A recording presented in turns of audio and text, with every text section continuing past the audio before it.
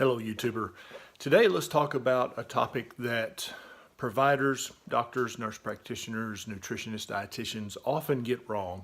Even the American Health Association got it wrong. I'm going to tell you about the scientific research behind this and whether you should or should not. But please take 1 second and subscribe to my channel so that every time I get a bright idea, you'll be one of the very first to know. Okay? What I'm talking about today is caffeine. Caffeine gets talked about a lot, but very, very often when you hear it being talked about, you never hear any research cited behind the expert opinion about caffeine. So let's talk about this. I've studied it for years off and on, and I just looked into the research, and you can do this as well on a website called pubmed.gov, and you can read all the latest research that's available to any doctor that doctors should read but often do not. So caffeine, is it bad for me?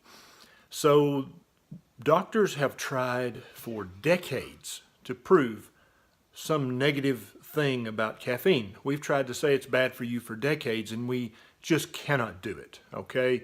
We've researched it in people with diabetes, with high blood pressure, in children, in pregnant women. There is absolutely no research whatsoever that shows that caffeine is bad for you in any way. And I know many, many people with hypertension, high blood pressure, are told by their doctor, oh, you need to avoid caffeine. Now, that's erroneous advice. There's no research to back that up. It doesn't even make good common sense. Caffeine is a stimulant. Caffeine will elevate your heart rate a little bit temporarily. It might even elevate your blood pressure a little bit temporarily, but there is no research that shows that caffeine increases the morbidity and mortality, which are the big doctor words that mean will harm you or kill you if you drink it all the time. There's no research that backs that up. Even in people with heart failure, I can't find any research that you should not drink caffeine, okay? Also, you'll find many natural healthcare practitioners, providers, who I agree with on so many levels and so many things, will tell you to avoid caffeine. And just know that there's no research to back up that recommendation. That's just their personal opinion. Caffeine has been studied in research studies up to 400 milligrams a day, and there was no harm and no negative outcome in the research precipitants.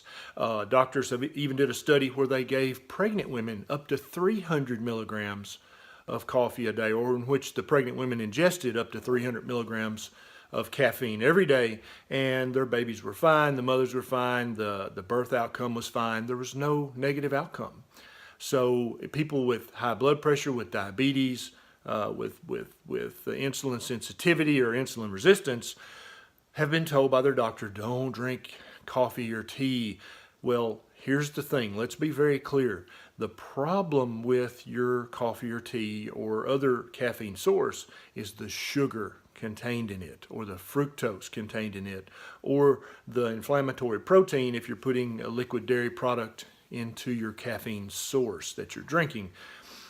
In other countries of the world, coffee or tea is drank by people of all ages, even young children. When I was growing up, I don't know if it's a local southern United States myth or if it's in other places as well, but all parents and grandparents were certain that if you gave your child caffeine, you would stunt their growth, and they just wouldn't reach their maximum growth potential, their height potential. There's absolutely no research that backs that up whatsoever. I'm not sure where that myth started.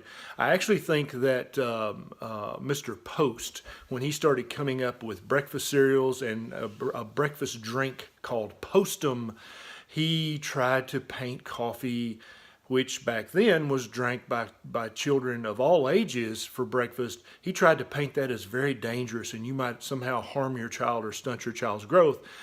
Based on no research, he was just trying to sell products, right? And people often will say things that are not true, trying to sell a product. We all know that. But there's no evidence, there's no research, and so in some South American countries, people grow to be very tall, just as tall as in the U.S., but they start giving their children coffee for breakfast. The family drinks coffee every morning, and so does the child, at a very early age. As soon as they're able to not be on the breast and not need a sippy cup, they get their morning coffee with the family. And they grow up to be tall, well-adjusted, beautiful children. There's no negative repercussions from giving your child or your teenager or your adult family member caffeine. So stop being afraid of caffeine, but pay careful attention to what you put into your caffeinated drink or what's already contained in your caffeinated drink. Now, if you enjoyed this, please take a second and subscribe, of course, but also share this on your social media. If you've got a relative who says, oh, caffeine's bad for you, or I avoid it, or I would never give that to my child, share this on your social media so they can learn a little something. And I enjoyed this. I hope you did too. I'll see you next time.